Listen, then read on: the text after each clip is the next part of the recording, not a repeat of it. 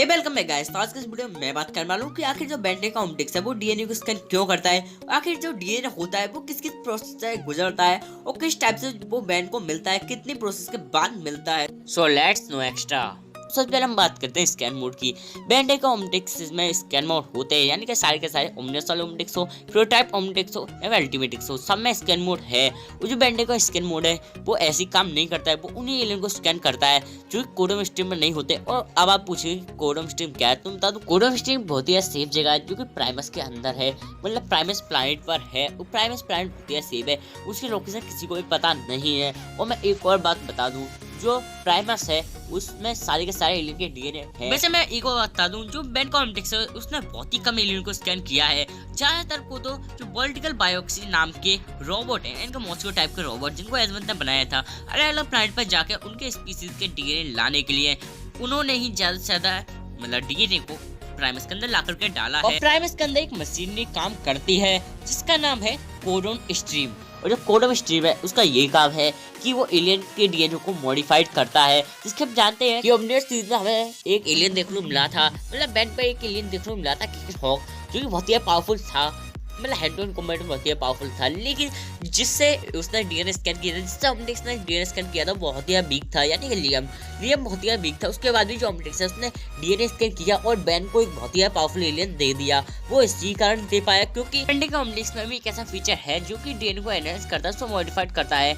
जब बेंटे कॉम्प्लेक्स किसी भी डीएनए को स्कैन करता है तब जो बेंटे कॉम्प्लेक्स है वो खुद ही उसे एनहांस करता है, खुद ही उसे मॉडिफाइड करता है। और अगर डीएनए कहीं और से आता है, बेंटे कॉम्प्लेक्स स्कैन नहीं करता है, तो जो प्राइमस है उस पर डीएनए जाता है, उसका अंदर कोडम स्ट्रीम में जाने के बाद में मॉडिफाइड होता है। और इसी कारण से जो बेंटेन है उसको सबसे ज्यादा पावरफुल एलियन मिलते हैं उनकी स्पीसीज में से। इसलिए आप इससे पता लगा लीजिए कि जो बेंटे के एलियन वो कितने ज्यादा पावरफुल होते हैं। जो बेंटे कॉम्प्लेक्स है वो एलियन के डीएनए को कितना मॉडिफाई करता है, और जो बाकी के एलियन होते हैं उनसे कितने ज्यादा पावरफुल होते हैं बेंटे के एलियन। की जो 4 आर्म के किंग की बेटी थी लूमा, जिसको पूरी गैलेक्सी में कोई भी नहीं हरा पाया था। साथ ही जो उसका प्लैनेट है यानी खुरोज, जो कि बहुत ही पावरफुल माना जाता है बिकॉज उस पर टेट्रामेन यानी कि 4 आर्म रहते हैं। और साथ ही उनकी टेक्नोलॉजी तो बहुत ही डेवलप है, उस बात को छोड़ो, लेकिन जो वो बहुत ही पावरफुल है। इसके बाद भी जो लूमा थी यानी कि 4 आर्म के किंग की बेटी, उसको कोई भी नहीं हरा पाया था उन टेट्रामेंट्स में से। तो आप सोच सकते हैं वो कितनी पावरफुल होगी, और उसको बेंटे के 4 आर्म ने हरा दिया।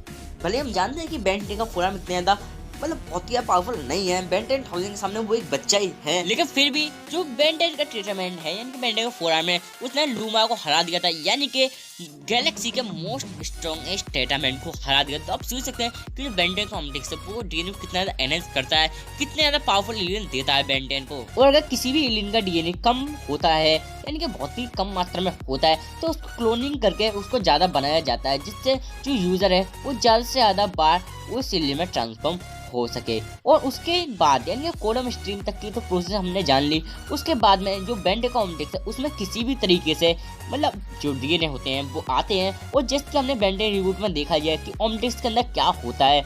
ऑप्टिक्स के अंदर बहुत सारे डीएनए पोर्ट्स रखे हुए होते हैं जिनके अंदर अलग अलग टाइप के एलियन के डीएनए होते हैं। लगभग सभी एलियन के डीएनए होते हैं, यानी कि जितने कोडम स्ट्रीम में डीएनए होते हैं उतने बेन के ऑप्टिक्स के अंदर भी डीएनए होते हैं। और जब डीएनए बेन के ऑप्टिक्स के अंदर आ जाते हैं उसके बाद बेन डायल दबाता है ऑप्टिक्स का, उस एलियन को सेलेक्ट करता है जिसमें ट्रांसफॉर्म होना है, और दबाने के बाद में वो हो जाता है उस एलियन में ट्रांसफॉर्म। और बाकी के अगर आपको जानना है कि बेन एलियन में ट्रांसफॉर्म कैसे होता है, उसके अंदर डीएनए कैसे आते हैं और रिवर्स कैसे होता है, तो मुझे कमेंट में बता देना, मैं बता दूंगा, मतलब एक साइंस एक्सपेरिमेंट वीडियो बना दूंगा जिसमें मैं आपको बेन के ट्रांसफॉर्मेशन की साइंस बताऊंगा। और मैं आपको एक बात बता दूं, जो बेंटे का ऑप्टिक्स है उसमें सिर्फ सेपियन डीएनए ही है, सेपियन एलियन के डीएनए है जो कि अपने माइंड से काम करते हैं और जिनमें कुछ अलग एबिलिटी होती है। नॉन सेपियन एलियन वो होते हैं जो कि दूसरे के सारे पे काम करते हैं, या फिर उनमें कोई अलग एबिलिटी नहीं होती। और मैं एक और बात बताऊं, जितने भी बेंटे के प्रीडेटर्स हैं यानी कि नेमेटिक्स के एलियन वो नॉन सेपियन एलियन ही हैं। साथ में दूसरे के लिए काम करते हैं वो भी नॉन सेपियन में ही आते हैं। और मैं एक और बात बता दूं, जो नैनोमैक है वो भी नॉन सेपियन डीएनए ही है, लेकिन उसको बेंटे का ऑप्टिक्स ने स्कैन किया और उसे ह्यूमन डीएनए के साथ मिक्स करके मॉडिफाइड करके बेन को दे दिया।